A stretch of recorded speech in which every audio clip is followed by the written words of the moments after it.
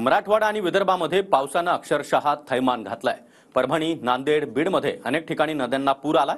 त्यामुळे अनेक ठिकाणी गावांमध्ये पाणी शिरलंय। तसंच सतत सुरू असलेल्या मुसळधार पावसामुळे शेती पिकांचं देखील प्रचंड प्रमाणात नुकसान झालंय। पाहूया त्या संदर्भातला एक आढावा।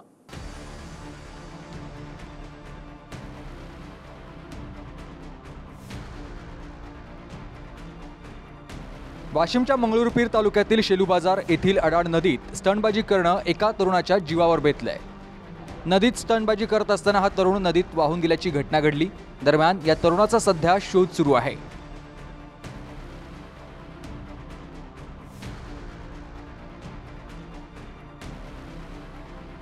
नांदेडमध्ये आसना नदीत देखील एक व्यक्ती वाहून गेल्याची घटना घडली।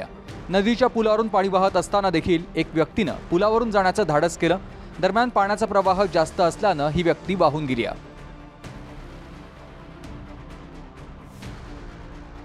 बीडच्या माजलगाव तालुक्यात गोदावरी नदीच्या पाणी पातळीमध्ये वाढ झाली। गंगामसला येथील श्री मोरेश्वर मंदिर पाण्याखाली गेलंय। बीडच्या अंबेजोगाईमधील रेणा नदीला पूर आलाय। अंबेजोगाई तालुक्यातील घाट, नांदूर, बर्दापूर या महामार्गावरील रेणा नदीला पूर आलाय। रेणापूर आणि लातूरसह अनेक गावांचा संपर्क तुटलाय। वसमत, नांदेड जाणाऱ्या उघडी नदीला पूर आलाय। नदीच्या पुराचं पाणी अनेक शेत जमिनीमध्ये शिरलं। शेतीचं मोठ्या प्रमाणात नुकसान झालंय। नांदेडमध्ये उचांडा गावाला कयाधू नदीच्या पाण्यानं वेढा दिलाय। जवळपास 30 शेतकरी या शेतामध्ये अडकलेत। एनडीआरएफ कडून बचाव कार्य सुरू आहे, तर पुराच्या पाण्यात काही जनावरं वाहून गेली आहेत। नांदेड अर्धापूर तालुक्यातील शेलगाव खुर्द आणि शेलगाव बुद्रुक या गावाला पुराचा वेढा बसलाय। 48 तासांपासून गावाचा संपर्क तुटलाय। परभणीच्या पाथरी तालुक्यातील खेडुळा इथं ओढ्याला पूर आलाय, तर पाण्यात वाहून जात असलेल्या मुलाचा जीव ग्रामस्थांनी वाचवलाय। परभणीत पुराच्या पाण्यात बस वाहून गेली। परभणीच्या मानवत तालुक्यातील वजूरमधील घटना आहे। बस चालक आणि कंडक्टरनं बसमधून उडी घेतली। बसमधून उडी घेतल्यानं बस चालक आणि कंडक्टर सुरक्षित आहेत।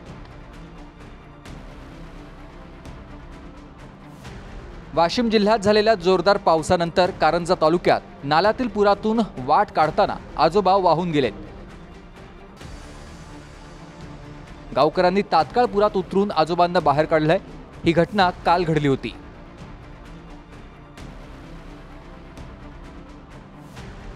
यवतमाळमधील पूस नदीवरील पुलावरून पाणी वाहत असताना पूल पार करण्याचा प्रयत्न करणारा तरुण पाण्यात वाहून गेलाय। पाण्याच्या प्रवाहामुळे तरुण वाहून जातानाची दृश्य मोबाईल कॅमेरामध्ये कैद झाली आहेत। प्रशासनाकडून वाहून गेलेल्या तरुणाचा सध्या शोध घेतला जातोय। छत्रपती संभाजीनगर जिल्ह्यातील केळणा नदीला पूर आलाय। केळणा नदीच्या छोट्या पुलावरील वाहतूक बंद करण्यात आली आहे। पुरामुळे नदीकाठच्या अनेक शेतकऱ्यांचं मोठं नुकसान झालंय।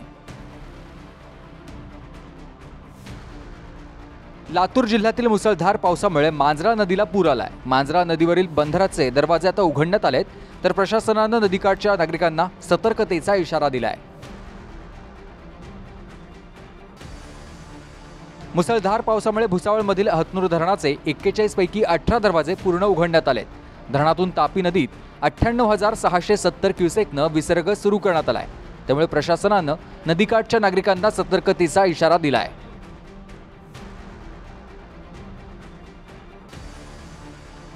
जामनेर तालुक्यातील वाकोद परिसरात मुसळधार पाऊस झाला।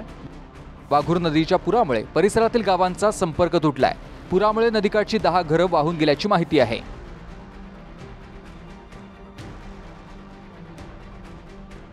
धुळे जिल्ह्यात पावसानं पुन्हा एकदा हजेरी लावली।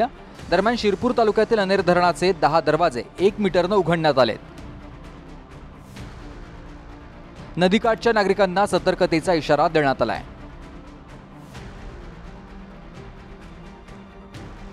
हिंगोलीत सिद्धेश्वर धरण 100% भरलंय। धरणाचे 14 दरवाजे 2 फुटानं उघडण्यात आलेत।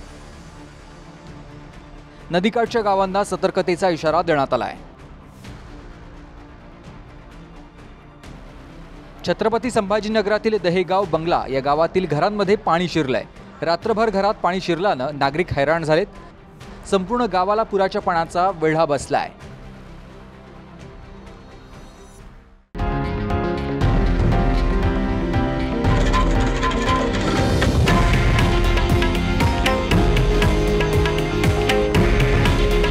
हे आहे देशातील नंबर 1 न्यूज नेटवर्क आणि आपण पाहत आहात TV9 मराठी.